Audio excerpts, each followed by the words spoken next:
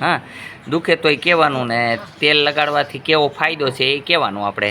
હા, શું નામ છે બેન? મંજુબેન. કયું ગામ છે? બામણબોર. અત્યારે પગમાં કેવું લાગે છે? સારું લાગે છે. હા, આવો મારા તેલથી ફાયદો છે. આ બેનને બીજું કોઈ ટ્રીટમેન્ટ નથી કર્યું, પણ મારું તેલ જે બનાવેલું છે એનાથી જ એટલો ફાયદો છે. આપ જોઈ શકો છો. બેન એને મોઢે કહે છે, બરાબર છે. કારણ કે ચિકનગુનિયા ગમે એવો હોય તો 3 મિનિટમાં મટાડી દઈ, પણ કહેવાનો મારો મિનિંગ છે ઘણા લોકો પાલન કરતા નથી.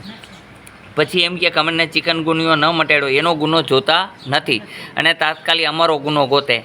કારણ કે હું અહીંયા કહું છું ઠંડુ પાણી ન પીવું, ખાટું 15 દિવસ લગન ન ખાવું, લીંબુ ખાવ તોય ખાટું છે, ટમેટું ખાવ તોય ખાટું છે, બરાબર છે.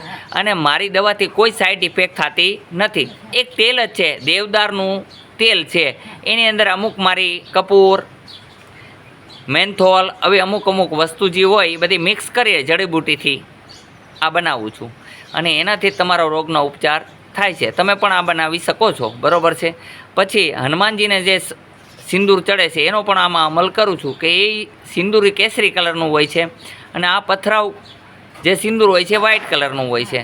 એની અંદર પણ આપણે ઉપયોગ કરીને સરસ મજાને આપણે દવા બનાવીએ છીએ માણસને નિરોગી થવા માટે. એમ કહેવતમાં કીધું છે ઘણાને ઘાવ ભરાઈ ગયો હોય તો સિંદૂર લગાડવાથી ઘાવ ભરાઈ જાય છે. એ પ્રમાણે સિંદૂરથી હનુમાનજીને લાગે છે અને એ સિંદૂર દ્વારા માણસનો રોગનો ઈલાજ કરીએ તો 100% રિલેક્સ મળે છે.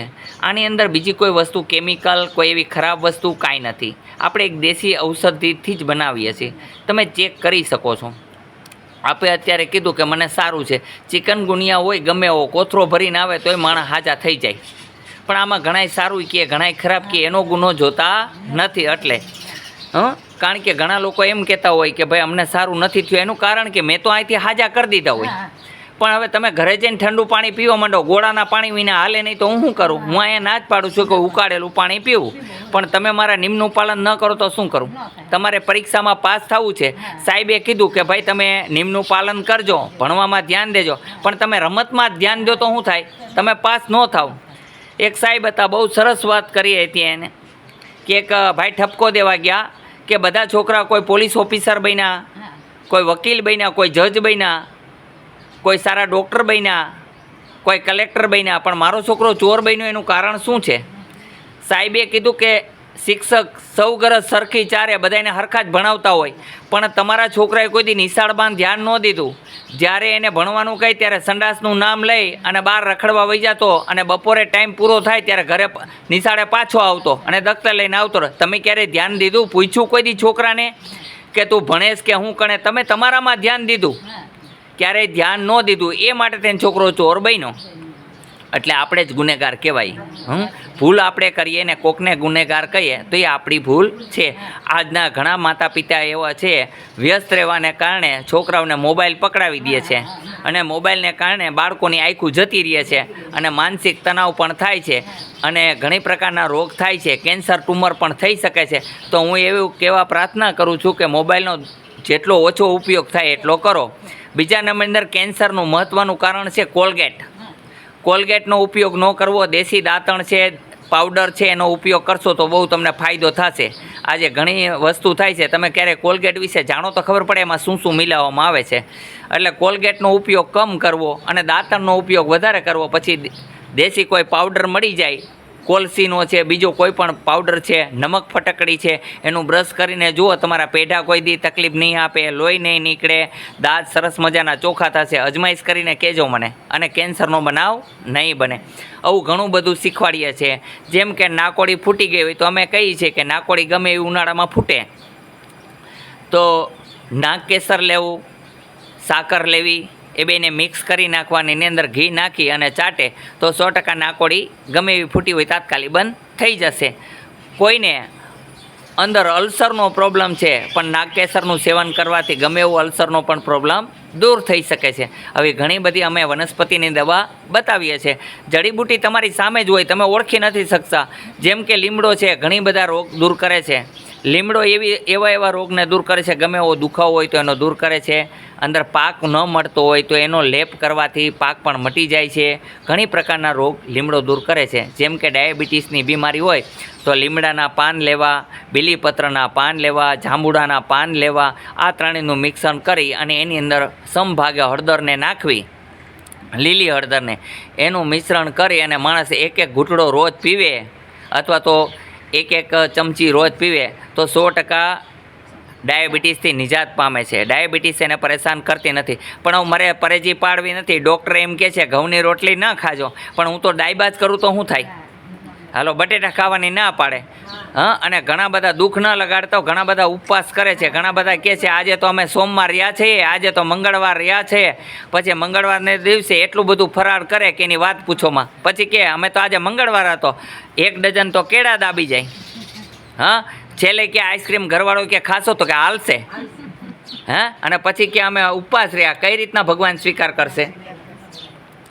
મનુષ્યએ નિરોગી રહેવું હોય તો 1 દિવસ લીંબુનું પાણી પીવું જોઈએ. ઉપવાસ કરી અને લીંબુનું પાણી એવી વસ્તુ છે જેમ એસિડથી આપણે ચોકડીને સાફ કરવી હોય, ઘણો બધો મેલ જાય હોય તો એસિડથી સાફ થઈ જાય, એમ લીંબુની એસિડની પ્રક્રિયા દેવામાં આવી છે કે એક એસિડ પ્રકાર જ છે.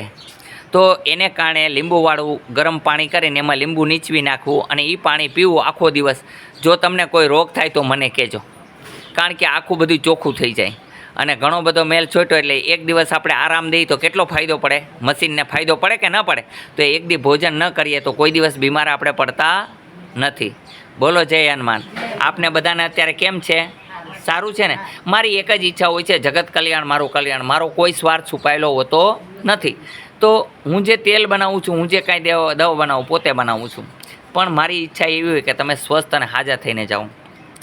તો અહીંયા કોઈ પાસે દવા લગાડીએ અને તમને હાજા કરી દે ત્યાં સુધીનું કોઈ ચાર્જ નથી, પછી પણ કોઈ ચાર્જ નથી. અહીંથી તમારે બહાર દવા ન લેવી પડે એ માટે થઈને અમે અહીંયા દવા રાખીએ છીએ. અને એ તમારે બજારમાં ભાવ પૂછી જોવાનો, એથી સસ્તા ભાવમાં અમે દઈએ છીએ. અને જો બિલ જુઓ હોય તો મારી પાસે બિલ બધા પડ્યા હોય છે. કારણ કે તમારે તપાસ કરવી હોય તો અમરેલીની અંદર ધન્વંતરી આયુર્વેદિકનો મોટો હોલસેલનો વેપારી છે, એની પાસેથી મારી બધી દવા આવતી હોય છે. અમુક જડીબુટીઓને એને ખબર પડે કેવડા ભાવ હોય છે, કેટલા બિલ આવે છે. એમનેમ કાંઈ આવતું નથી. એ માટે આપણે લઈએ છીએ, બાકી પૈસાની કોઈ જરૂર નથી. અહીંયા ચાની વ્યવસ્થા છે, ઠંડા પાણીની વ્યવસ્થા છે, બપોરે જમવાની અંદર ગુંદીના ગાંઠિયાની વ્યવસ્થા છે. હું આજે કેટલાય સમયથી પ્રાર્થના કરું છું કે ભાઈ કોઈ અહીંયા જમવા બનાવવાવાળા આવી જાય તો બપોરના ટાઈમે બધાને જમવાનું મળે. શાક રોટલી આ તે ખવડાવવાની ઈચ્છા છે. હવે હરિની મરજી, અમારા હનુમાનજી કરે એમ થાય. મારું કાંઈ હાલતું નથી. અને આ દવા કાંઈ ઉપચાર કરે એ પણ હનુમાન કરે છે. હું તો માત્ર નિમિત્ત છું, કરતા અર્થો ઈશ્વર છે. પણ મારું એટલું કહેવાનું છે કે સત્કર્મ કરો તો તમારાથી ભગવાન દૂર નથી. ભગવાને કીધું, અર્જુને પૂછ્યું કે આપ ક્યાં છો, ક્યાં ને? એટલે કે નથી કાશીમાં, નથી હરિદ્વારમાં, ચિત્ત પ્રજ્ઞ રૂપે ચેતન સ્વરૂપ તમારા હૃદયમાં છું. સારા કર્મ કરો તો તમે બધાય ભગવાન જ છો, ગોતવાની જરૂર નથી. પણ દુષ્ટ કર્મ કરીએ તો શેતાનને ગોતવાની જરૂર નથી. આપણે જ શેતાન છીએ. એટલે સારા કર્મ કરવા, કોઈની નિંદા કોઈ દી ન કરવી, આ મોટામાં મોટું ધર્મ છે. આપ નિંદા કરો એ જ મહાપાપ છે, બીજું કાંઈ નથી. સામેવાળાના તો પાપ ધોવાય છે, પણ તમારી માથે પાપ ચડતા જાય છે. માટે નિંદા કોઈ દિવસ કરવી નહીં. કોઈનું અહિત ન કરવું, થાય તો ભલું કરવું.